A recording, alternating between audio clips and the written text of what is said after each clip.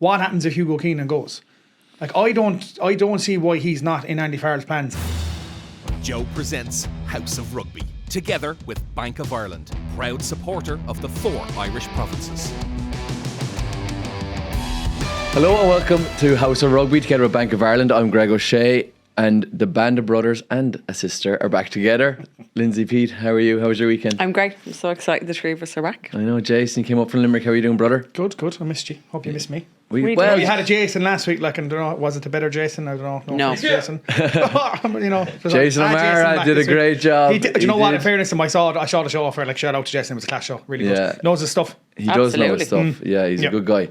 So, lads, Champions Cup was on the weekend, and there wasn't really too many upsets. It kind of went the way we expected it to be. A couple of good games in there. Leinster obviously got their win, which we'll delve into in a while, Lindsay. And we're going to chat also about the Women's Six Nations. We're going to chat about the Sevens. And you, Jason, got a chat with Mack Hansen. We did. He's sitting in his car. Sitting in his car. Nice fella. Great lad. Yeah. Great friend of the show. So, first up, Leinster beat Ulster 30 points to 15 in Aviva Stadium, and it was a horrible day. Oh, God. Oh my God, disgusting day for rugby, wasn't it? Yeah, only Irish people, do you know that when they describe, it's that really wet rain. It was just Sideways rain. Yeah, it was sideways rain. I was looking at the screen, I was like, oh God, it's that real wet rain, and you just don't want to play rugby in it.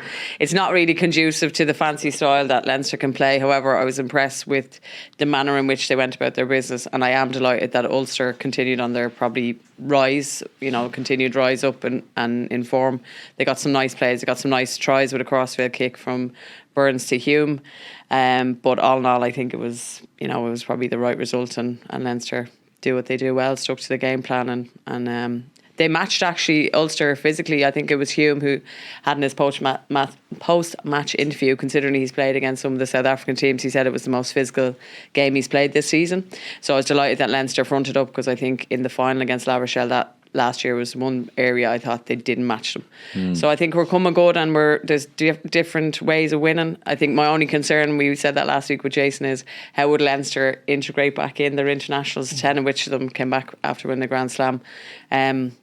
It's because some guys like Ruddock, Penny, they missed out, and you're like, man, they have been performing, so to be able to keep that momentum and the energy is testament to Lancaster and Cullen, to be honest. Yeah, I was actually surprised to see how many Grand Slam winners played the game, because I was like, surely they're still kind of recovering from their partying. They were partying for at least 4 days, as far as we know from social media. And then most of them were playing. I was like, geez, they did well. Even though some of the Munster lads coming back. So the head coaches of the provinces had no sympathy for them. Back in straight playing. And we won in All Ireland. I'm not going to lie to you. I'll say it publicly. I went on the piss for 6 weeks. I also missed a ticket and it was summoned. Listen, it's a whole different story. But you go into a bubble and you do not want to come back out. So the fact that they were summoned back out of the party bubble, and B, they were actually able to perform on some level is testament to the absolute animals that they are. So fair play, congratulations. Yeah. I was also impressed with Ulster's performance. That I was kind of like, Ulster are going to come down here now and get hockeyed by Leinster. But I think the rain helped Ulster, kind of slowed down the whole game, and they performed for about 15 minutes, I thought. They were in there thereabouts. It was like 16-8 at one stage at half time. And I was like, okay, Ulster, if they get a try after half time here, now they're in it. But then, as you said, Lindsay, Leinster's power just came through and they just took away, didn't they? Yeah, I mean, I thought as you said, Ulster were a lot better than we expected. But it was inevitable. As I said, you're bringing 10 of those lads were starting in the Grand Slam game. I think it was 13 in total. So not only you're bringing 13 internationals in, you're bringing 13 Six Nations Grand Slam internationals from the number 1 ranked team in the world. So, fair play to Ulster and kudos to them for hanging on. And the conditions, in fairness, I remember watching the opening 10 minutes, Hugo Keenan knocked on. Man, I couldn't believe it. That's how bad the conditions are. If that lad is dropping the ball, you know the weather's bad. I was like, I don't think Hugo's ever dropped the ball. It's the first time I've ever seen it. Another time he dropped it, I'd say it killed him. Absolutely, so that shows you, but I think that's the professionalism of Leinster, as in they can come back no matter how long they were on the pace. They're that good, and it was a scrappy game. They couldn't play a flashy, expansive game. They had to just go out there, get the job done, and it's an Interpro. You know what I mean? And it's, they're in now to the quarterfinals against Leicester at home next Friday, and you got to think they're still up there. They're probably still the favourites to go all the way, because the way it finished with the overall standings, if they beat Leicester at home, they've got a home semi-final as well, and then they've got a home final too. Dublin the whole way, It's Dublin all the way, so you'll be crazy to bet against them. Oh, crazy. And do you know what I loved was their composure. Like, even the Baird try, like, you know, it was they could have went pick and go, but Jameson Gibson Park, like, picked it. And obviously all the Ulster players, like, just were like magnets to Furlong, because he looked like he was the main guy to carry. And then just a little inside ball to Baird, and he did extremely well to actually finish. Wet conditions. He not only had his teammate in Tyke Furlong, but he'd two of the Ulster forwards anyway. I can't remember it now. I remember. So, and even to get down with his left hand, and like, obviously Luke, the referee, had to go up to the TMO, but like, it was such a good finish now, and really. How good was he in general? Like, another thing as well, I noticed that as well. If you watch that try, Henshaw actually lifts in the line out. Yeah, it was fabulous. In the build up to that try, Henshaw lifts. Henshaw's one of the lifters that sets up that try. Really? So I was like, what are you playing at here? Like, but how, like, as in, that's a guy. That's a big thing we said before back during the Six Nations, and he did impress in that last game. The fact that he is just as good in the back row he is in the second row. Yeah. Just as good, if not almost better even in the back row. 100%. And we can now, like, he's still so young, so if we can balance his athletic ability, like, he's an absolute man monster, like, now with his game understanding and reading that a little bit earlier, because you could see his tackle, and obviously the wet conditions up really quick for turnovers. Like, he's just going to get better and better. And yeah, he's only 23 years old, I think, and he's a man monster, as you said, but he can get around. I remember after he scored that unbelievable try, great finish, a couple of minutes later he's 1-on-1 with Mike Lowry. And he challenged him. Yeah. I was like, I wouldn't want to be anywhere near 1-on-1 with Mike Lowry, and he got him no bother. I was like, this lad is an incredible athlete, like, just someone that can do everything. But I think he's up at the backs for the Leinster Fitness, and they do Broken Broncos, I think, or Broken Broncos, I think was, and his scores are down with the backs. He's under 4.5 maybe or something. I'll get his stats fully, but his fitness levels is ridiculous. A bit like Stephen Cluxton, like with Dublin, even though he's a goalie, he's actually one of the fittest out there. That's what sets Leinster apart, like, and that's what sets Ireland apart. I mean, if you look back at some of the top second rows we had, like, back in the day, I mean, would you ever see Paul O'Connell doing something like that tackle? Would you ever see someone like Malcolm O'Kelly or Donald Kelly? No. And they were brilliant players, but it just goes to show you that the game has evolved. That, like, 1 to 15 are dynamic. Before it was like you might have a dynamic 7, but everyone else then is just fat forwards. Yeah. You know, those days are gone. Like, your loose head and your tight head are as good as your 9 and 10 almost at this stage. Like, exactly. Porter and Furlong would be up there, and I'd say, would they? Yeah. Oh, absolutely. Porter put up a post there, I think it was yesterday, one of the gym sessions, and the outline of his arms. He's great lighting, but still he looks a man in great shape. Great lighting. It is. The game has changed. It's gone to a place now where everyone has to be dynamic. You have to be able to tackle everyone 1-on-1. Back in the day, like, you know, imagine Malcolm O'Kelly going up against Mike Lowry, like, do you know what I mean? There's very few mismatches, like, that's it. Like, it's just you'd look, but like as a back, you'd look for a mismatch and go, oh look, here's, like, I'll never forget that bloody try years ago when, remember, we couldn't beat France in the Six Nations. Yes. Who scored us? I can't remember. Oh, the unbelievable winger, and he saw the mismatch and he sidestepped John Hayes. Yeah. Remember that game? You remember that we were playing in Dublin? His name's got one of their best ever wingers, like, but we were leading, like, by like 4 points. Is it Maxime Medard? It could be Medard or someone. It might possibly Medard, like, but like it was like 79 minutes gone, and then he just saw the mismatch of John Hayes in front of him, and I'm like, I remember. Oh no! And you don't want to be a prop because we were just that close to beating him, and that's what, like, those days are gone. Like, that's well, I think at the top level, like in a Leinster team, it's gone. So if you go further down the table, like, they obviously still have their kind of engine room guys. Do you know what I mean? But that's why Leinster are the best, because at the top of the game, and you fellas like. I thought the pack really stepped up for Leinster, like Andrew Porter, Tyke Furlong. We just mentioned Ryan Baird. They won the game for Leinster. They went out and James Ryan, and James Ryan. It was incredible. Vincent Clark, there you go. See, how did I forget Vincent Clark? Huh? There you go. He was great research there, Pat. Well done, fella. Well, actually, there was a great picture of Dan Cole last year for his 100 cap, and you can actually see the just physical difference in his evolution, and it's just testament. It's nearly like timeline in the professionalisal, like from where he started. I'll throw it up, or we get it up during the week. Hair in the beginning as well. Well, he had hair in the beginning, yeah, and but actually he lost the hair, but he actually lost the weight and gained some muscle. So he was, plus and minuses in the evolution of the props. We'll get on to Munster in a bit, but I do think Munster need to take a look at Leinster's dynamism. Dynamism, yes. Dynamism. Great word. Yeah, good stuff. Look at you on a Monday morning, tongue twisting that out. And I just think some of the players in the Munster squad, I won't name them individually because I'll be we'll be here all day. But like, some of them just can't move.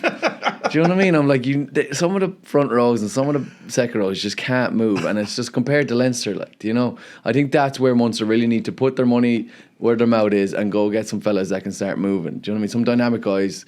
I won't name them individually. I nearly did there. I won't do it because I'll just be killing I'll myself. do it when we get to that no, section, it's fine.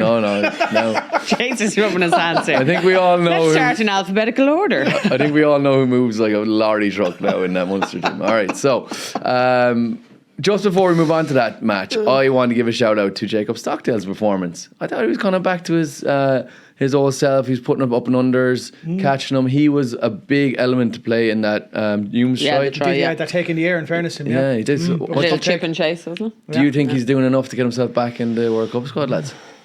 I'll come back to my point earlier in our season. I think, attack-wise, Jacob Stockdale is an absolute weapon. But I think now the game is evolved and it's positioning and defensive. And, he should have made that tackle on Gibson Park. I know the wet conditions. I know he shot up. But he's a man who, the options are, you could have absolutely destroyed him and won a gain line dominant tackle. But you slipped off and it's a try, and now you're on the back foot again, and it was an easy conversion for Ross Burns. So probably being a little bit harsh, but the fact that it's so close with some of the selections for the World Cup, if he can, really seam that up, I think, and balance out his attacking and his defence, I think yes, Jacob Stockdale needs to go to World Cup, but right now that's his Achilles heel for me. I think it's fair to say he is an international level winger, but we have to understand the fact that he's an international level winger that's trying to get into the best number one ranked team in the world at the moment.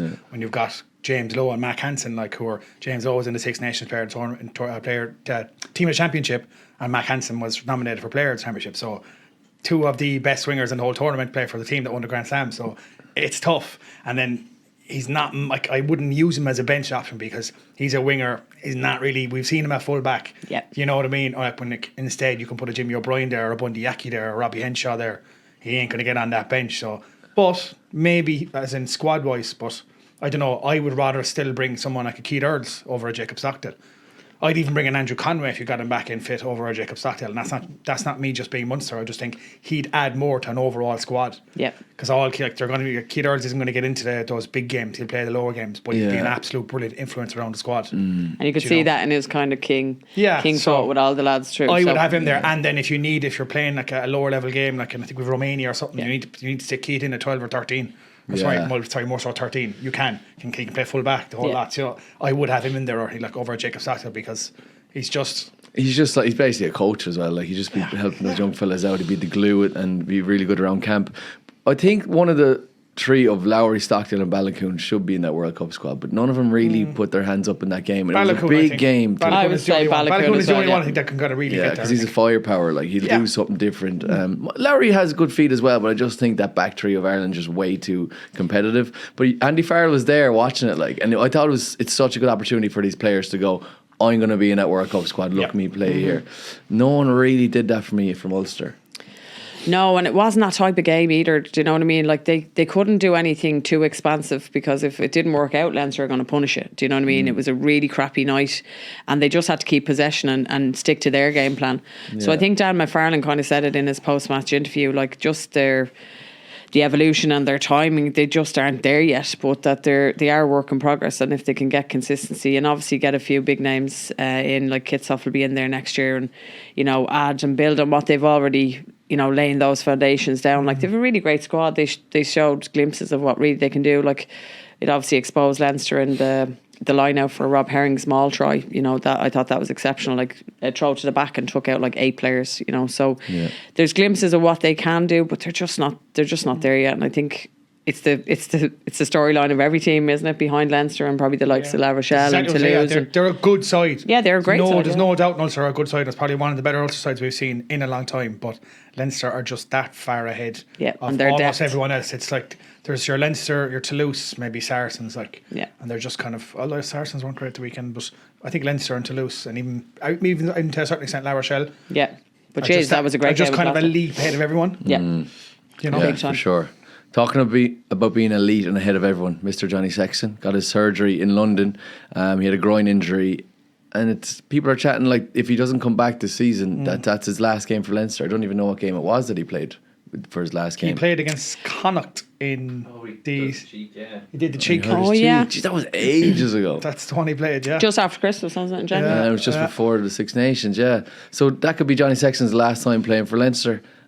Which would be sad, but I presume he'll get his send off with the Irish team and stuff like that. Or knowing him, he'll probably just go, I'll play another season. That depends if, and this is a massive if, like if Ireland go away and win a World Cup, like he's no way he's coming back, like because there's no better way have to retire, sail off into the distance with your Webb Ellis Cup, you know. Yeah. So I'd say if he's going to come back in a Leinster jersey, it'd be like the opening match of the 23-24 season, and then it's like bon voyage, good luck, lads. Yeah. And that's probably even after That'd be World nice. Cup, he'd probably, Webb Ellis in one hand, he might do the kick off, have a wave it off. You know, That would be brilliant. Yeah, absolutely. I can't see him walking away now not getting it, because he's a Leinster boy through and through, even though obviously his family are all Munster and Kerry and all the rest, but he's a Leinster he's man. the kind of person now that if Munster make the final, he will miraculously be fit and he'll make it and he'll come on. Oh, and they'll he'll glue that and crime back and he'll win together. the final for them, like, or something, because he's done that before. Well, they're sending him over to the best surgeon in the world in London to get it done. Like, so no he's one the kind of here- guy as well. That's the that perks he when you're can so come good, straight isn't it? back in. Yeah, I know. Yeah, So- Clear the queue there, lads. Johnny's Yeah, coming in. straight to the top. Yeah, like, straight to the just- surgery room, yeah. But if he's just about fit, like a week before the final, there's He'll no play. better person in the world that can just come straight in cold into Heineken Cup final. It doesn't bother him. Like, he's done it how many times before for Ireland? Yeah. Munster? Just a few. That's the thing with him. He can be out for weeks or months. He comes back and it's like he's never been out. Very few He players doesn't can do drop that. off, like. Very few players can do that. Like I Yeah. see, you saw Furlong did it over the Six Nations. It's the real elite level world class players that can just come. They back don't in have bad cold. games. It's like their baseline is just higher than everyone else's. Yeah. Like they Yeah. never drop Yeah. below that baseline. So hopefully he does get another game in. There's no real chat, Pat, is there, of when he'll be back and how long he's out for and stuff, Johnny Sexton? They said May, I think. It does seem to be that his season is over. Like, Okay. So yeah, it's like, They did say likely, didn't they, in the Leinster press release? It's like it's likely, so it's not. They didn't rule him out in. They didn't say for sure. Yeah. They said it's likely he will miss the rest of the Do you think season. they're So just doing giving that so everyone won't get upset? I don't know. No, just because they don't like. I don't think they even understand Johnny anymore. Like, because they're like, you might really make it back. Like, you know what Well, I the mean? thing with just surgery- in case. Yeah, the thing with anyone's surgery is the response to the body. But like, let's be honest, lads, he's going to be like still probably out of it on the morphine, looking at his laptop. He'll be like doing his homework. Like, that seems to be the kind of guy he is. Like, Yeah. he just leaves no stone unturned, even from a hospital bed. Just get him in a cryo chamber and bring him out for the World Cup. That's what I reckon we should do. Just freeze him. Mummify him. Yeah, Yeah. that's the best thing to do. Bring him out of his chamber then and roll him out against South Africa in the World Cup. Hold on to him for the first few games. Just get as much. I think you should look after his recovery. Well, I was You'll be thinking- like the security guard at the cryo Just get chamber. him Don't into even the look cryo at it. chamber. If he has to miss playing the finals in Dublin for Leinster to play in that World Cup, that's totally fine with me. Absolutely, totally fine You with know me what I too. mean? We need him at that World Cup. Like, come on now, you're a Leinster fan. You'd still probably take that. 'Cause Oh, you've got 100%. Rossburn. Listen, I'm comfortable in Rossburn and the There you deck go. we have, so don't There you you go, worry. Johnny. I'm there in the cryo chamber. Do you Cryo think chamber. Leinster can go the whole way without Johnny in the European Cup? We need to. There has to be life after Johnny, as good as he is, and he will. point. He'll be mummified in a statue around Leinster when we win, hopefully our 5th European, and World Cup. But right now, there's no point. Rossburn has done he's evolving well. He did really well there on did Saturday. well, yeah. So yeah, I think there has to be. You can't rely on one player. Yeah. I think he'll be exceptional, but I think we've enough firepower to. If we're going to win it, we're going to win it with who we have. Yeah, fair enough. Okay, we'll just go on to our Munster, unfortunately. Jason, we're going to have to talk Did that about them. tone drop there? I know. So they went down to Durban to play the Sharks and they lost 50 points to 35, and that's a very flattering scoreline. It was, what was the score? It was 50 points to 21 yeah, they got after two late 60 tries, minutes, Yeah, they got 2 late tries. which is, look, I want to come up with some excuses, and I'm going to try and start with, it was so hot down there, and it was near like 30 degrees. And the pitch looked bad. And the pitch was looked bad. tearing up, and they were against a lot of World Cup winning South Africans, Kanyuam, Khaleesi, Mampipi. Koch was on the wing, even though he's not a World Cup winner, but He's class. World's 7th player of the year. Etzebeth. So it was a really good Sharks team in the heat, in Durban. Is that enough of an excuse, Jason? No. Not even close. Right, full stop, move on. Not even close. So, like, we've been building up Munster for the last while, kind of after such a bad start to the season, and we're trying to give them, a bit of kudos. There's some nice attacking play. Looks like things are starting to gel. Got some good results. Started climbing the table. But the last 3 games, I know the Scarlets game they won, but to concede so many points in that second half and nearly draw that game, and then that absolute embarrassment against Glasgow, and then to show up in this game and to be there was only 3 points in it at half time. Yeah, it was 17-14. And know? actually, your first try with Shane Daly, I'm sure Yeah. you guys were like rubbing your hands going, yes. Beautiful try. It's the only time they got the ball wide the whole game. But then after that, everything just kind of capitulated. Missed tackles, throwing offloads. Like, I mean, that intercept from Fekito's one, he might have just went like that. There's the ball, here you go. I couldn't understand why he did that. Sloppy, I couldn't understand the whole game, to be honest with you. Like, the line-out wasn't great at times. I know we got a couple of tries off it, but like, we need a hooker, we need a prop, we need...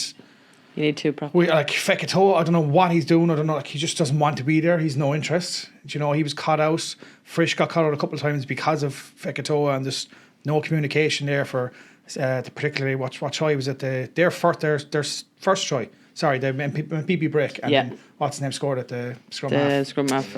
Hendricks scored it, but. Overall, I don't know what to say. Like, as in, we keep blaming the coaches, but how many coaches have we had at this stage? It seems to be a whole problem with this province where the players aren't coming through. Just everything. Like, it's just we don't know. Like, this is probably going to go down as the worst season we've ever had. There's a chance we won't even make Champions Cup now. Like, with those 2 games come up in South Africa now, and with Connacht starting to purr and.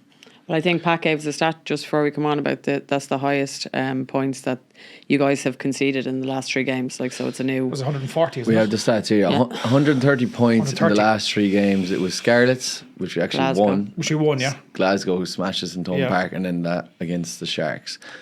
Most points ever conceded in the professional era in 3 games for Munster. Pat, we don't like stats like that, all right? Keep that away. Pat, you keep them coming, especially when they're Munster. Don't cut that down. No, do you know what? I'm going to try and find a silver lining in all this, right? want a few minutes? Munster scored 5 tries, I believe. Was it 5 tries? Yeah. And it was... Some of them were actually really good tries. Mike Haley. Mike Haley's off the line out, even though he ran at an injured out half. He still had to go around further cock, which is not an easy thing to Lovely do. step, yeah. Was Beautiful lovely step. step. There was Dermot Barnes scored a great try, and there was a couple of tries littered throughout. Shane Daly's try was amazing. Did Jean Klein score off a line out as well? Yeah, so there was moments of brilliance. I was like, okay, they can do it. And as you said, Lindsay, when they first came out with that Shane Daly try, was they exceptional. Beautiful hands down the wing. Gavin Coombs on the full pace whipped it out to Shane Daly. He steps inside. And I was like, okay, here we go. We're going to be on it. They're going to attack him at wide all day. And then they just didn't bother. Nope. They just kept going up the Didn't jumper. go wide once after that. And I don't know what you think of your Jack Crowley's performance. He kept kicking into the corners like a Ron O'Gara of old would do. Did you think that was the right thing to be doing? No, I didn't think so, because their first try actually was the 9-10 and he brought it to the line and got it out the back. So he was like pivotal in that like moment where he brought it to the gain line, got it out the back, and then like sucked all the Sharks in, and then it was an easy try. Well, Shane Daly still had a lot to do, but he was exceptional. He just turned on the burners and off he went. So I don't know why they deviated for something that's working. And it's not only worked on Saturday, it worked throughout your season. Any of your good clips had been like to the line, taking the ball in, and all this expansive offloading rugby, taking it, finding soft shoulders, finding gaps, and that has been the evolution of the game. Any successful teams are doing that. Look after your breakdown. So if you're going to go toe-to-toe in physicality with the Sharks, you want to be going in your breakdown or your set piece.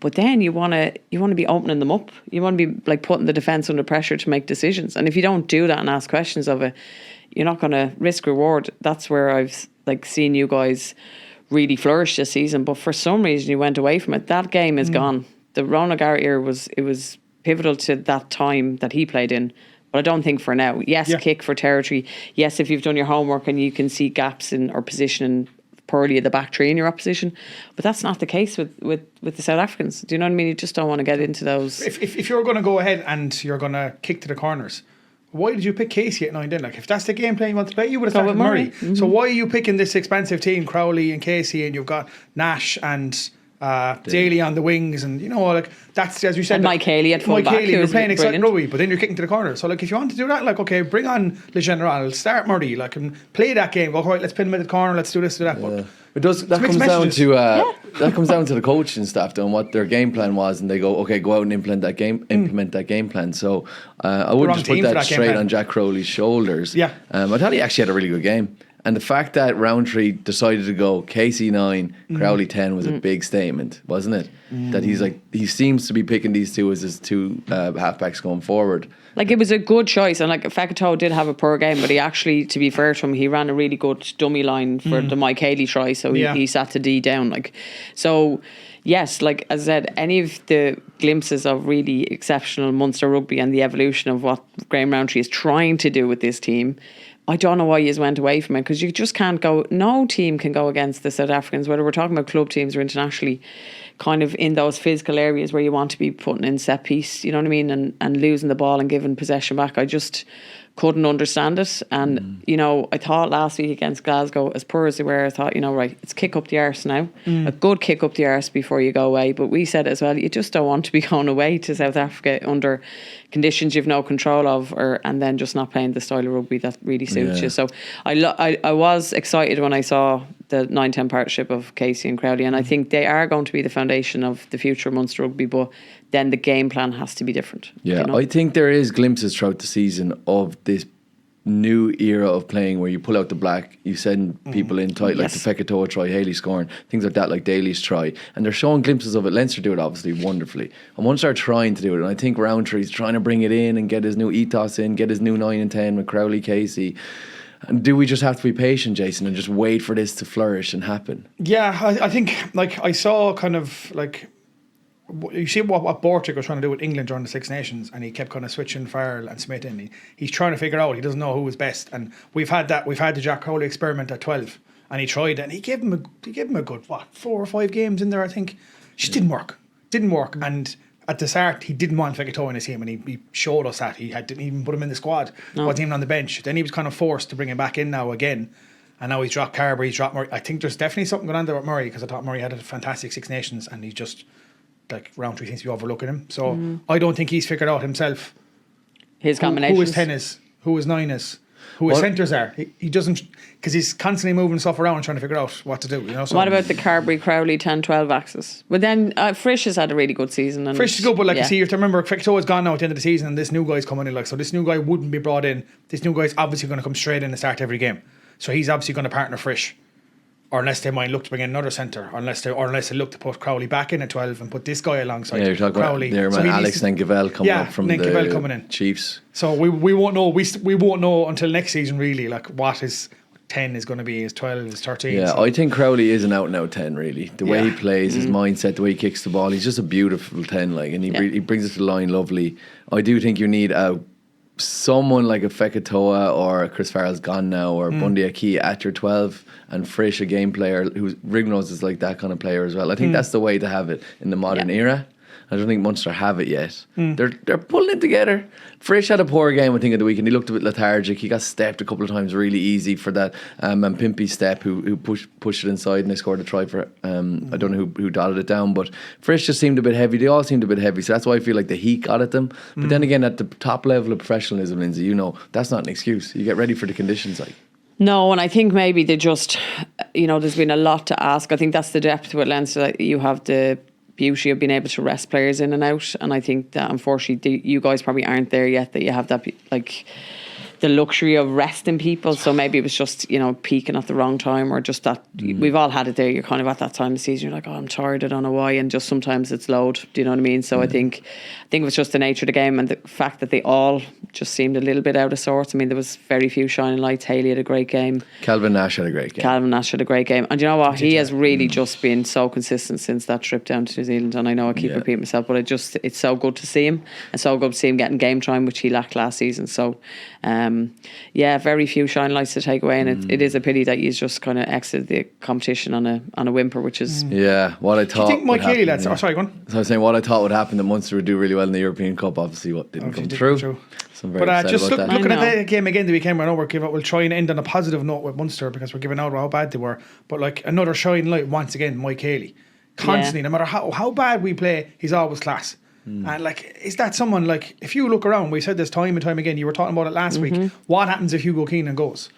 Like, I don't see why he's not in Andy Farrell's plans, as if there's no Keenan, or if you want to switch things around, he is the outstanding out and out fullback in the country behind Hugo Keenan, I think. He definitely deserves a shot in camp, I think. And you never know the measure of a player until you're kind of in that really, really high pressure environment. So I think he deserves no more than the Jamie Osborns and the Joe McCarthy's and other players like that that come into camp and they get kind of blooded in to see how they go. And I think Mike Haley definitely after the season he's had deserves that. Because he's an out and out fullback like Keenan. Like, whereas you've got another guy of guys that kind of can play there. Yeah, see, the issue is with Mike Haley getting into the World Cup squad is he hasn't had much international experience. If he was in the plans, he would have played in the last That's what I'm saying. I'm couple of surprised months. he didn't get in Johnny Six Nations. Yeah. It's probably too late for him. It's more. Yeah, you than never anything. know what could happen. I think it's going to be Hugo Keane and Jimmy O'Brien covering that 15 jersey in the World Cup, and then whoever happens to put their hand up will be in the squad. Do you know what I mean? Sure, you know, Mack, he could be in there as well. suppose Mack He's probably can go in there in his if he car. needs to. Listen, Faz, if you need me, right? I'm Matt here. can do everything. Mack can do I everything, think also the way Calvin Nash is playing, and you mentioned it there, it's Yeah. so consistent. Every game he's playing well. Every time he touches the ball, he does something great. There was one stage where he got, and the thing is, Calvin Nash went to my school, right? I was 3 years above him. I remember him as a little lad, so I still see him as like little baby Calvin Nash, right? He got the ball in the wing. the You other heard day. it here first. He got the ball on the wing the other day. He stepped inside Manpimpy. Then he went around Khaleesi and Etzebeth was the like break trying on to the grab right. him. And I was like, this is Calvin Nash running around three of the best World Yeah. Cup players in the ever. And I was like, go on, Calvin. Yeah. And he's just work rate. He's chasing every kick. I'm like, if I was Andy Farrell, you have to at least bring him into the Irish senior squad for What age is training. What age is 100. Calvin now? Is he not that old? Is he young enough? Is He's he? 24? 3 years 24? younger than me, so he's at least 24, 25. That's not old. Like he's No, he's not. He's coming to his 27 prime. from next year. Yeah. I So well can't done, believe you're Calvin. 36. Did you hear that? Jason called him 36 last week. Oh, I thought you were about 36. Really? And his birthday. No, the other Jason he's in. Oh yeah, Jason O'Mara thought it was 36. I was like, why are you? You don't even look 24. 28 fella, Jason O'Mara. All right, so also RG Snyman was back his first start. You What did do we well. think? You think he was all right? I think he was Did grand. well. He did his bit. Like, you know, what do you think, Jason? Yeah, I thought he played well. I think he's a guy that it's going to take him a long time to get back from that. Like, I mean, do you remember Peter O'Mahony did that similar injury back in 2015? And I can remember doing an interview afterwards, and he said it took him like 9-10 months before he felt safe on that knee and before he got back into form again.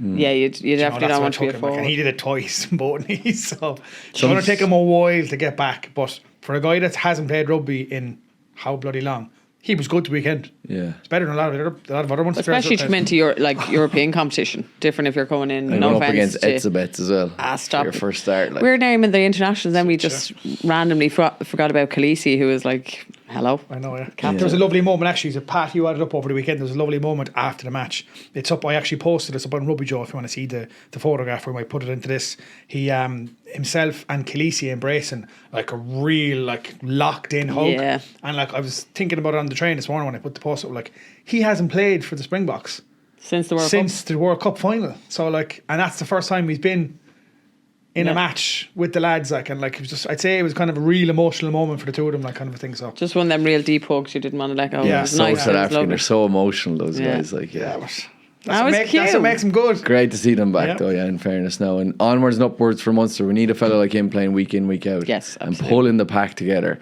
Just to kind of round up the Champions Cup, I'll just run through the results really quickly. So Leinster beat Edinburgh 16-6. Stormers beat Harlequins 32-28.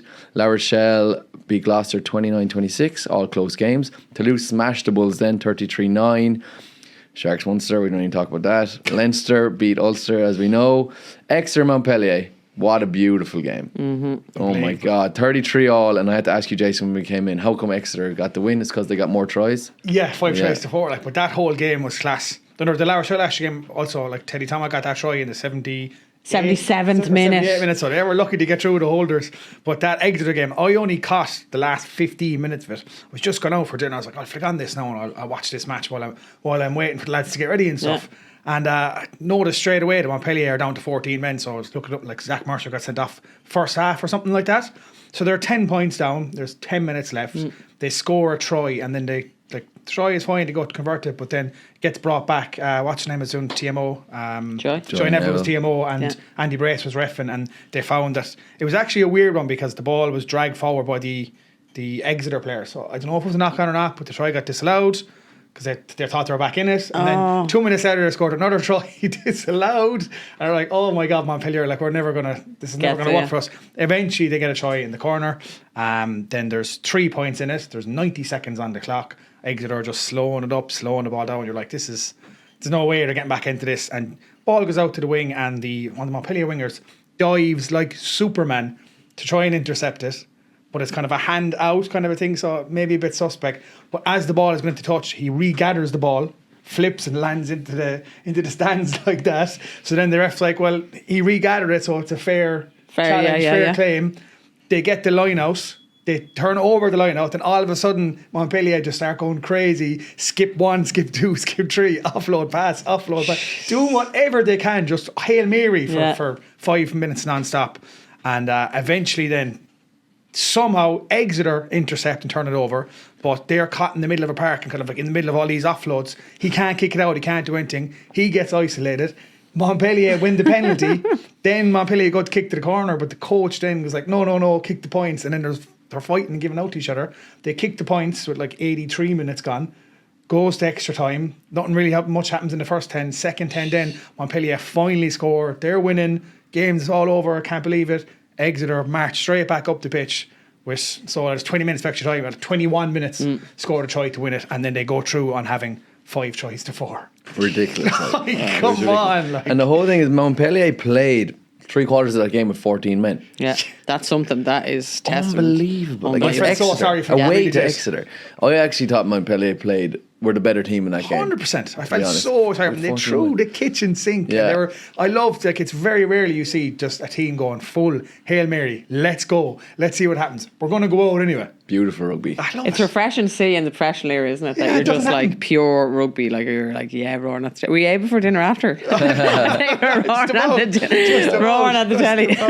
Poor old Montpellier, unfortunately. But Exeter are a great team to go through. And then the last game was Saracens Ospreys. Saracens won 35-20. Not the greatest game of the weekend. But that's... Gloucester were very good against La Rochelle. Jesus, they had some Yeah. great running lines, They did. great offloads, really put them under the cosh. yeah, they did. Shocking cleared out in that game, as I would have mentioned. Oh, that. Jesus Remember we sent Christ, that in, yeah. that cleared out I on couldn't the- watch That's what it I after wanted the to first. ask you about now. It was Ruan Anchorman. He's a jackal at 135 kg on George Henry Caloom. Was the person who did the clear out. Yeah. And it's just disgusting. I don't know if you've seen the video, guys. Yeah, I You did. see it on Twitter. It's... So he's you probably want to look it up, guys, but he's basically like trying to stand over the rock and get at the ball, and the massive lad comes in and just falls on his knee and twists his knee inwards, and it's a big man. Rolls on his knee. There's something like Dan Levy's one, something similar to that. Like, I mean, so Yeah. I'm like, you hope Career it doesn't, ending, yeah. doesn't end up the same, because Ruan Ackerman is a hell of a player. And it's just, lads, you just need to ban this croc roll. We need to sort Yeah. out what's going on with the jackler. It's just... You just can't Too be many doing injuries. this crocodile roll thing. And Lindsay, you'll have more expertise on this than me, because I was out in the wing. You were in the God, engine the room. thick of it, yeah. But like, you can't be doing this crocodile roll thing. And what we mean by that is like a tin opener. When you come in, someone's over the ball, and you grab them and you whip them to the side. Yeah. It's just such a bad scenario for your knees to be in. No, and to be honest, that turnover was one of my opinion. Like your crocodile roll is your last ditch effort, because you know that the jackler is over the ball. There's no space. Your timing is off, and it's kind of like a last ditch effort. So to be honest, I'm surprised it's still in the game. To be yeah, honest. it probably should go, to be honest, because they've like looked to speed up the game. So like obviously time on the ball now, if it's a clear win or it's really quick where the referees are making a decision. It was kind of a bit slow from the referee, to be honest. It was a turnover. It really was a turnover, and now you let the game play. Granny went to TMO, yellow card. Not sure, it could have been a red. Like it was. To be honest, there was no malice in it, but it's just the crocodile roll should be banned itself, because you cannot determine what position the player's in. You're just last gas. You want to twist them off the ball, but between a neck, if you get it wrong, or like landing you're on. planting. You remember as well, when you're getting into the jack as well, you need to get a firm base. So you're planting and locking your stop, legs man. out My stomach as actually hard as turning. possible, so that when someone catches it, it just goes... And it's such a wide base, like, and the knee just, it was just my horrific. ligaments in my knees are hurting even thinking about it. I could But, like, hear it's- them why is this screaming. allowed? Why is Yeah. it legal? We've seen it happen, Dan Lee. We've seen it happen. If we go through a list, there's a list of how many players this has happened to, and it's just... It should it's not be safe. completely taken out of the game. It's not a good technique either, like in any No. way. It's not, there's no strength involved. You're just like twisting to the side, and no one's going to come out well out of that. And they're two big men as well. 135 kg. I don't know what George Henry's weight is, but he looked like a big lad as well. Yeah. So it should just be completely gone. But only a yellow card for that incident. What do you think of the yellow? See, the thing was, there was as much as career-ending injury. See, as I said, the turnovers just should have been called for me. So then it eliminated the crocodile roll. There was no malice in it. There was no neck roll or anything like that. It's just unfortunate because of the way he rolled. So it's just the crocodile roll itself. You're going to come out with an injury. So there was no malice in it. He didn't come in with a shoulder. He didn't come in to try and hurt him. 100%. So I think the yellow card was right, but I think overall it should be gone. Because as I said, I just think the turnover was won. Like it was clearly the issue won. is the croco. Get rid of it. It's got to go. So do we And I've used it. Like I have used it when it's legal. Like it's your timing has to be perfect. Of course it does. Yeah. You really have to just grab the torso and leave yourself out, and it's kind of like a But wrestling even move. if you're doing it right, Lindsay, the knee's still in jeopardy. Like, do you know what I mean? Oh, Even if you listen, do the 100%. technique As I said, it's the action of a desperate. It's last a ditch desperate, effort, like 100%, essentially, like- and you have used it because you're like, I'm going to get killed for this. So I'm late to the ruck, and you might as well just leave it. And that's why I think take the decision out of players who are running, like you're fatigued, you're under pressure. Take all those decisions that are 50-50 out of the players, because you're working in a game sense, you're not working rationally. And that's where World Rugby needs to come in that sense. So changing laws every bloody week. It's a simple one to get rid of. Very easy to I'm manage. actually surprised it's still in Do you know the what I mean? game. It's very How is easy that to get rid not of. gone already? So our well wishes go out to Ru and Anchorman. It could be career ending. We're hoping it's not. Oh God, I squealed. I could only look at it twice, and that was it. Anyway, we'll move on. It's very sad. The quarterfinals so coming up this weekend: Leinster, Leicester, Toulouse Sharks, Exeter Stormers, and La Rochelle Saracens. Some heavy hitters there. There's some crackers. Yeah, there'll be good games. Hopefully the weather holds up in Dublin, and we can troll Leicester around the place. Because now we're going to shout for Leinster, aren't we, Jason? Yeah. Oh, I I know. will. I know I will. Honestly. Yeah. Because I I want a big guys. day out in Dublin, so we'll go out Yeah. it's going to be Dublin quarterfinal, semi-final, final. So Can we make a pact here now, right? Not being big-headed, but if we win the quarterfinal, can we all go on a little House of Rugby day out for the semis? Can we? why not? Yeah. Sure. Come on, okay, great. Will you get us tickets for the game? I will. Well, I don't know where I'm getting them, Pat. Pat's got We'll try. contacts. Actually, yeah. Come on, Jimmy O'Brien, you love us. Come on. Yeah. A few tickets, son. Any spare tickets, lads. So Connacht are out, Munster out, Ulster out, and Leinster are flying the flag, as I said. But you got to chat with one of Connacht's top stars, Mack Hansen. So have a listen to this. I know it's been a week, but what was it like? That feeling? It was absolutely. It was incredible. It was it's still kind of hard to put into words, but I just said it was just one of the best days of my life, to be honest. It was it was definitely worth the wait, and as you said, it was like one of the biggest ones. So to get the Grand Slam in Dublin was something that I'll definitely remember for the rest of my life. Yeah. Where did you head afterwards? Did you kind of go straight to a function or whatnot, or did you get to hit the town? We had a function, and then we went back to Carton for that night as well. I mean, not Carton. We went back to Shelburne. They put on a bit of a show for us there, which was great. So free pints, good people. What more can you need? Absolutely. How long did you sail for? I saw there was a video going around. I think everyone kind of got mixed up, saying that Ringrose wasn't coming out, and you went to his house. But you were actually going wishing happy birthday to his mother or something. Was that what it was?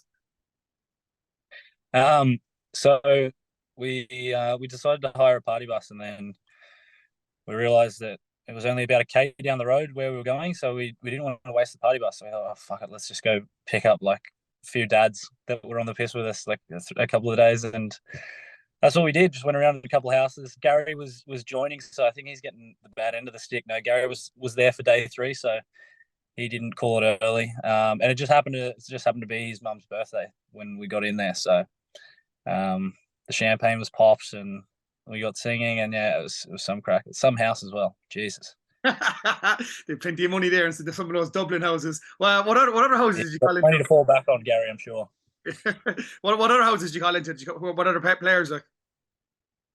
So the Sheehan's, the Keens. Who else did we go to? We picked up Cheese's dad off the road. Just looked like we were picking up a random lad. He was standing out the front, so he was ready to go. I don't know anybody who else. How many of that's 5? I think that was around about it. I could be missing 1 or 2. If I am, apologies. But yeah, no. It was, and honestly, they just added to it. Like it was one of the best days drinking I've ever had in my entire life. It was just such crack. Any good stories? Not especially at year level, it's very rare you get to actually let loose and go out and go on the tear.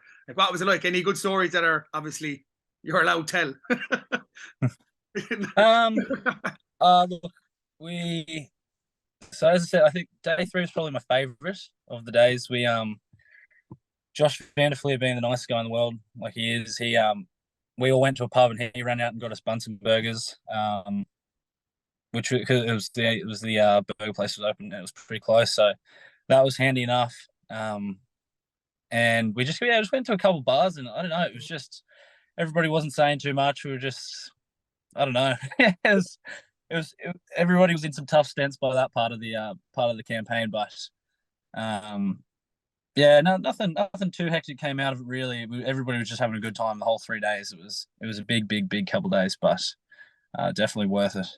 You said it was probably one of the best days of your life winning the Grand Slam. I mean, you've got tattoos for less. Surely you're getting a Six Nations Grand Slam tattoo. I mean, you have to be like. Yeah, I'm gonna get Grand Slam baby somewhere. Just the word. I think that'd be great to have. I don't know where I'm gonna put it yet, but yeah, Grand Slam baby. And then it was like a bit of started off as a bit of a joke, like passing comment that if we won a Grand Slam, I'd get Faz's face put on me somewhere, and I was like, yeah, righto, whatever. And then like 9 weeks later, Johnny fucking brought it up and remembered, so he put it to me, and I guess if I'm a man of my word, I'll have to get that as well. So I'll be coming in the next couple of weeks when I get a bit of time. At least you're a man of your word. You got it done the last time, like, so I mean, like, if you can't go saying stuff like that when you've already done it, because they know you're going to get it done, so now you have to get it done. I should have known. He's got the mind of an elephant, Johnny. They've got good memories, don't they? Yeah. Bad memories. Elephant never forgets. Great old chat with Mac there now in his car as well. How funny is that? How did that interview come along? I just dropped him a message last week. I was like, "You free to chat?" He's like, "Yeah, bro." It's like, whatever. And then just got on to him then on Monday. I was like, "What day this week?" And he was like, "Just training now. I'll give you a text after training." And then he was like, "You free now?" I was like, "All right." And that was it. And just got chatting and a couple of good stories there. Like he's getting a tattoo of Andy Farrell's face, which I find absolutely hilarious. He's getting Grand Slam baby tattooed on him, like, and the whole story of them going around on the bus, collecting the dads with the bus, like, because they didn't want to waste the fact that the pub was only a kilometre away. I mean, that's just gold. Like, that is gold. He firmed up the story with Gary Ringos as well. Yeah, he got him out of the doghouse from the lads. Yeah, he did. I'd say he was getting abuse for that. Yeah. So good guy. I can't believe he's just so chill. Like sitting in his car, texting you to be like, "You ready for his interview now?" Like downloading Zoom, as you said. Like if you think of like the level that he's at, he's one of the best wingers in the world now. And if you tried to get another player of that stature, you'd have to go through his management, and then you'd have to sit down at a media meeting. You'd have to get it all signed off. And Max just phoning you in his car. What's up? That's the way it should be. That's the way it should be. When's he coming back on the show? Oh, we'll get him. We'll be on to him before. I think after that Faz tattoo, and he can kind of showcase them. Yeah. We'll be in touch. We'll be in touch, Mac. We'll get you back on. Yeah, we will do indeed. And so his beloved Connacht, unfortunately, though, were away to Benetton and they lost 41-19. Wasn't a good outing. No, I didn't catch it live, but I read up on it and didn't go well. Lindsay, no? No, they were kind of, they were very sluggish. And like, 5 games on the bounce. The only fella who looked like he brought in his enthusiasm from those games was Caelan Blade. To me, John Porch got a couple of tries, but they just looked lacklustre, to be honest. They looked like they were still on the plane. Benetton have had a good season. They've played some expansive, really quick rugby. Some of their handling was sublime. Some of the tries they scored were sublime, some skip passes.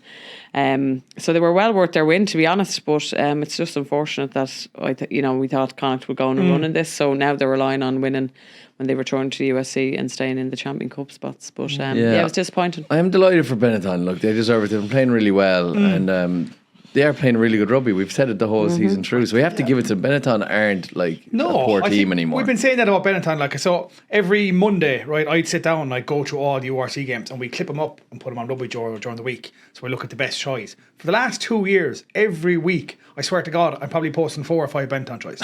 Every week, it's just like it's the one game I look forward to watching. I was like, oh, what? So whenever they score tries, they're outrageous. Yeah. They're so entertaining to watch. Obviously, like they're probably need a little bit more there in defence and a little bit more of a game. More of an overall structure and game management, but that comes in time. But those boys can play rugby. Yeah, they can for You know sure. what I mean? Like, And Connacht were stacked. They had our very own Mac back there. They had Bundy playing, Conor John Oliver, Porch. John Porch. So, like, no excuses. Andy Friend just couldn't get the lads going. He actually made 3 changes at half time, and they were 33-12 down after 53 And minutes. I think so- Conor Oliver got a yellow card as well. You know, in those tight games, you can't really. Well, it can go one way or the other. To be honest, you can step up, but it was just something they didn't need on the day. To be honest.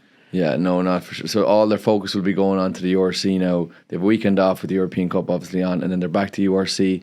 I think they're going well Connacht into are URC, lads. Yeah. They're in 6th in the URC. Yeah. They're one behind Munster. They're going well. So they're going well. So that'll be the full focus now for Munster and Connacht, just to try and get one of those Champion Cup spots for next year, because they're not getting it from the Champions Cup this year. Probably going to keep Munster. They're probably going to finish ahead of Munster with the fixtures. Jesus, they've got lads. Munster, so. Munster have a couple of hard ones to Yeah. finish up, don't they? Yeah, so I Are think they they away could- again to South Africa? Am I They have doing 2 that? games in South Africa coming up, like Yep. in, like not the next week, the week after. So they have to go back down to South Africa unless they stayed there. They hardly stayed there. Not after that loss, but Connacht, yeah, they've a couple of games there. I think I'd fancy Connacht to get champion. Yeah. And that's a good season for Connacht. Lads. If Connacht qualify for Champions Cup, I mean, and get to the last 16, that's a good season. That's a very good Better season than for them. Munster season. Yeah. Yeah, the next games after this weekend, Connacht are at home to Cardiff and Munster are away to Stormers. Like, that's tough. The holders. And then the last round then is the 18th round. Munster are away to Sharks again, and Connacht are away to Glasgow. But like, oh, Munster, that's a tough finish, lads. Yep. And especially if Stormers are in the next round, aren't they? The Europeans. Stormers are like second at the moment. They're third. Yeah, but like if they're they're, still in the if they're in the Champions Cup, Champions yeah. Cup, my thinking is like if they get through next round, they're going to use the URC rounds to keep their their players going. So I'm like, oh god. Or will Is there they rest them? Well- Same with Sharks. They might be tired. They might get to the semi final, or they might be tired from the Suppose quarter final. it'll There's depend. hope. Yeah, listen, you can hang on to that loophole, sweetheart, because I'm not sure it's looking too good. Such a So you're tough saying there's a one. chance. Okay, I'll give it to you because you know what? I prefer when you're smiling. We're still optimistic here. It's a tough couple of weeks though for Munster. Jesus. Trust the bone, lads, really. Trust the I bone, will, yeah. South No, Africa. Munster, I We've got believe lots in of you. African I fans. believe in Trust I the do bone, believe in Trust that. the bone. Please. They'll be well used to South Africa anyway by the time that finishes up. So, Lindsay, we have to touch on it. Oh, no. The Women's Six Nations. We lost 53-3 to France at Musgrave Park. The biggest win France have ever had over Ireland in the Women's Six Nations.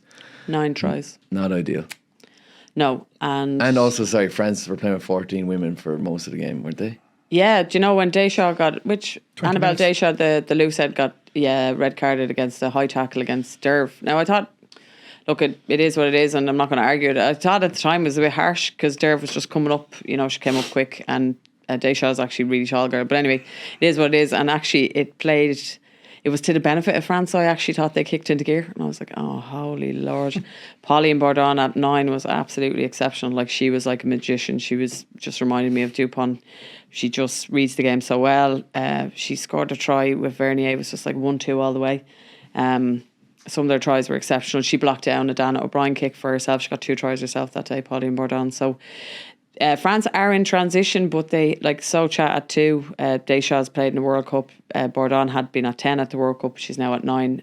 They're blooding a new 10. So Caroline Bougard was on the wing. Like, so they've so many high class. Jessie Tremoulier with 70 plus caps. Like, you know, she's I think 10 years ago to the day where she's been in. So she's just world class, World Player of the Year, I think, nomination at least, if she hasn't won it. So it'd be fair to say that it was a Irish amateur team going up against a fully professional French team. Well, as said, we're just, look, huge love to the girls. There was, I don't know, strange stuff on social media, which to me, obviously poor Nicola Friday with her post-match interview was very emotional, understandably. watch. Very, very tough. to Like, watch. these girls, I know People don't them. know that's the captain of Ireland. Sorry, Nicola Friday is the very proud captain of Ireland. To come across a defeat where you're working so hard. Like, I thought there was a huge increase in the physicality and the work rate from the girls, but 43 missed tackles, I think. But we then led in 8 dominant tackles compared to France's. So there was glimpses. I thought Grace Moore was exceptional. I thought Dervla Nicovard was very lively. So I think there's positives, but this was always going to be a really difficult championship for this Irish team because we are in transition. We have had no no really high class test games prior to this last year's Six Nations, or Japan really, to see where we're at. Whereas these teams, all the other 5 teams have come off a World Cup and we haven't. And I was thinking about this, like England absolutely annihilated Italy. But I was looking at Sadio Caballo, and I hope I have her name right. But she was at Wasps about 2 years ago, if not more. That Cleena Maloney spoke to me about her. She said you should see her. She's absolutely brilliant, phenomenal athlete, very raw, will come good. She's then moved to Loughborough. So she's playing with the likes of Sarah Hunter, Rachel Malcolm, who are Scotland and England captains respectively. She's with Emily Scarrett. You know, the list of high class players, and she started in the last 2 games for England. So my point to this is her time of being identified as someone who's really world class. She's in a high performance club unit. She's then in and out with England, and she has time, and she's surrounded by top players. Exactly. Well, yeah. She's been facilitated over time. She's been given patience. And then she's been in and out of England top test matches. So she's had that time to be blooded, and she's been had time to ripen for when the time is right to then start a championship.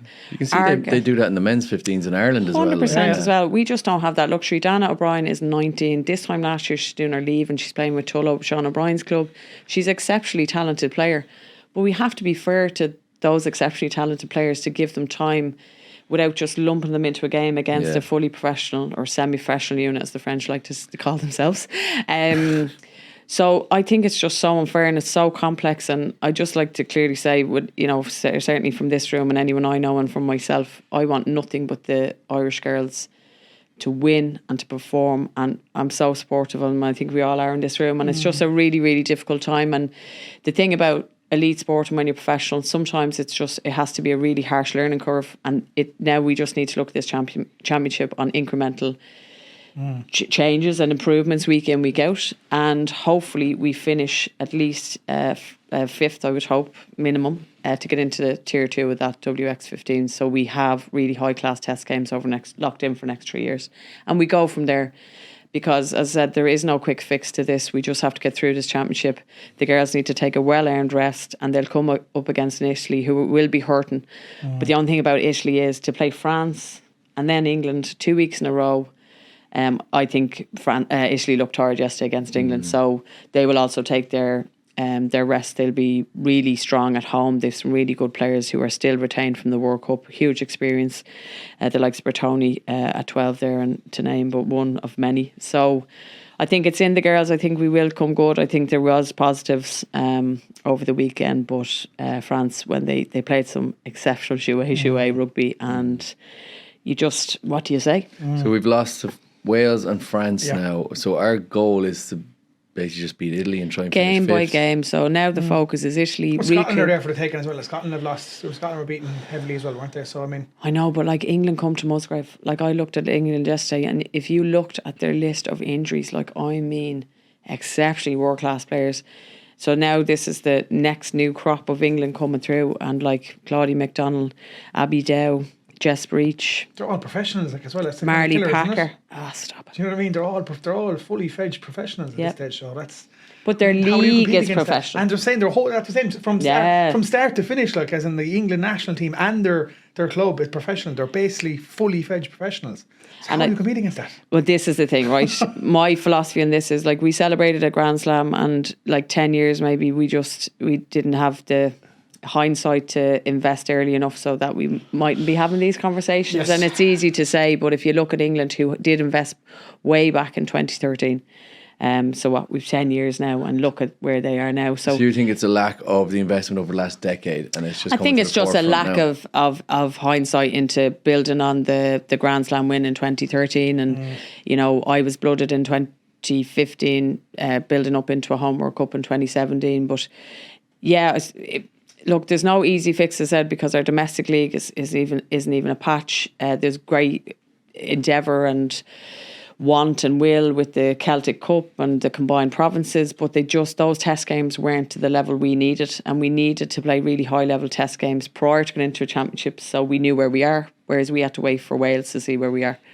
But look, all I'd say is big love to the girls, keep going. We're very proud of you. But we are proud of them, and we're Irish. We love seeing, no matter if you're playing ping pong in Timbuktu, and if you're wearing an Irish jersey, we want you to win. Like, do you know what I mean? Absolutely, we were roaring. The crowd were amazing. There was over 5,000 Musgrave Park. It was absolutely exceptional. We want the girls to do well, and we know they're putting. I've been in. You're obviously been. I've in the been squad. there as well. You've been It's in there. terrible. It's I've also terrible. seen the girls train out in Blanchardstown every morning. They put in a shift. They're trying. They have the right attitude.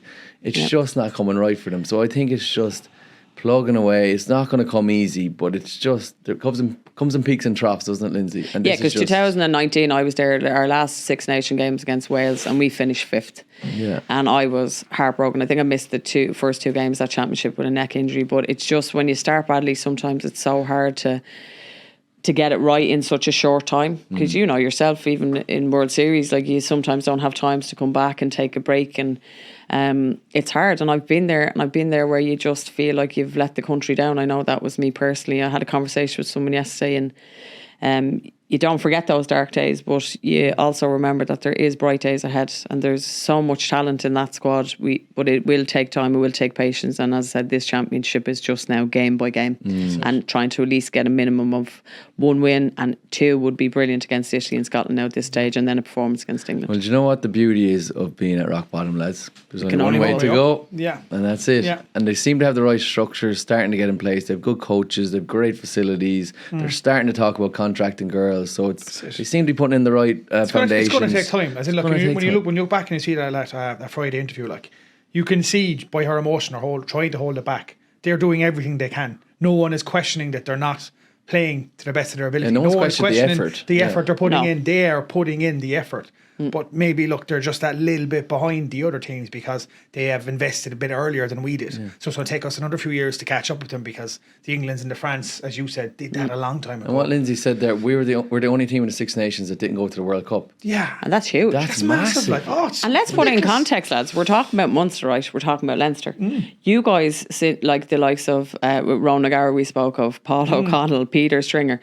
So those eras, the David Wallaces, so that really successful era. Yeah. If teams and franchises don't build on those foundations, Correct. you then go through a barren period. This isn't a gender thing. This is a sport thing. 100%. So this is, unfortunately, as I said, I feel some bad decisions and not building on something that we had, and now we just have to fix it. Now we have to be So it was patient. 2013 that you won the Grand Slam. I wasn't unfortunately part of that, but the likes of Nora Stapleton, Larissa Muldoon, Ayla Sheegan, to name but a few. Final in there somewhere as well. Yes, What year they was that? played England in 2014. They there you beat go. New Zealand You know in the what I mean? semi-final. Like, there's a World Cup Alison Miller. semi-final as well. So like. Niamh Briggs. you'd have to go higher than the team and up to the top echelons of the RFU of letting that slip like that. The Irish But we're just women's so team were far good. behind now, aren't Yeah. we? You're like, how do you bridge the gap?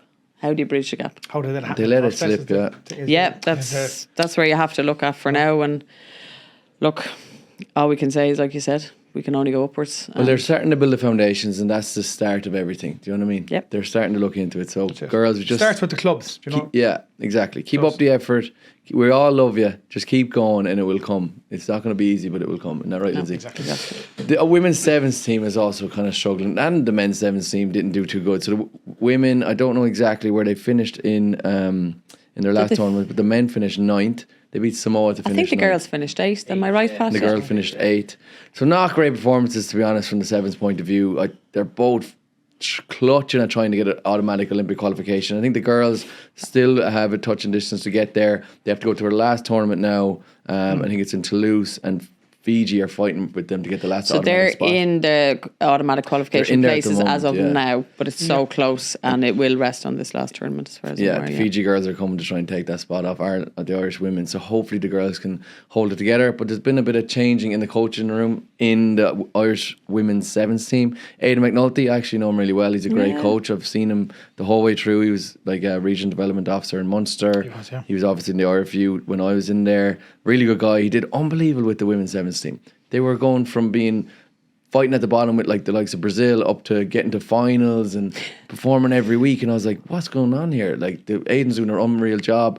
He's unfortunately had to step aside, and they're bringing in another great coach. So it's actually like a good coach for another good coach. So I'm not too upset about it. A guy called Alan Temple-Jones is coming in, who was our S&C coach when we, as a men's team, qualified in the World Series. We won in Hong Kong, and he also helped us get to the Olympics. And I genuinely think he was the biggest factor of us getting there. Knows his shit. He knows his stuff. He was with the Springboks for 10 years. Come so on. he's coming. So he's definitely a good person to have in there. And he's so good that I'd say they're going to use him with the 15 side of things as well. Okay. Because he just knows so much. Yeah, and I'm just wondering, is it a kind of, this just actually come to me, obviously now that the girls anyway are in a position for automatic qualification, are they getting ready for, assuming they're going to qualify the Olympics and Temple Jones is in there ready to get them prepared for the Olympics in Paris? That's maybe my thinking on that, because it's mind-boggling now. Like, I can understand the likes of Graham Potter now being sacked by Chelsea, but like Aidan McNulty did a really good job, so it's kind of a bit mind-boggling. Yeah, he as did to a why. great job, yeah. And TJ, we call him TJ, Alan Temple Jones was with us. He went down to the Sharks then for 2 seasons maybe, and now he's coming back up. So I think there was a long-term plan in the making by the RFU always. And maybe Aidan McNulty knew that was what was going to happen. Maybe, yeah. But a pedigree like that, like, it's not just a snap decision. Like, that guy sounds like he's top. Oh, he is this excellent. guy's He top, is excellent, yeah. top of the bunch, like, so, exactly. And Ireland men finished 9th. They're not in the automatic spots, and it's looking like they're going to be clutching in the last Did you couple get of to see the tournaments. lads? Did you get to see I any of watched a them? couple of it. They were a bit out of sorts. Yeah, they did seem out of sorts from They were what a bit out of the clips I sorts. seen. Yeah. They lost badly to New Zealand, but then they came back. The third game on Sunday, which is always the body's the most tired, and they beat Samoa in the ninth place playoff. big, yeah. So that's good. Like that's so. The boys will be all right. In fairness, so the never stop competing moment of the week now with Bank of Ireland. We're giving it to Montpellier. Jason, you described the match there a while ago against Exeter. The fact they were 14 men and they kept fighting, they kept going, they never stopped competing. Fact. And unfortunately, they didn't get the win, but they were incredible. If you get some time, go back and watch the highlights of that Exeter So Montpellier game. It's I incredible. might watch it again after this. Yeah, That's yeah, so good. Yeah, so never stop competing moment of the week together with Bank of Ireland goes to Montpellier and their performance. And that's it for today, guys, unfortunately. But it was a really good show. It was a really good show. It was great to be back, the three of us. Yeah, so there's more Champions Cup this weekend, the quarterfinals, some massive games. Friday night, 8 o'clock, Leinster. Go on, Leinster. Yeah, shouting for Leinster. Yes. Thanks so We'll much. back And thank you for listening and watching. And the Bank of Ireland are sponsors and proud supporters of the 4 Irish provinces. We'll catch you next week. Joe presents House of Rugby, together with Bank of Ireland, proud supporter of the 4 Irish provinces.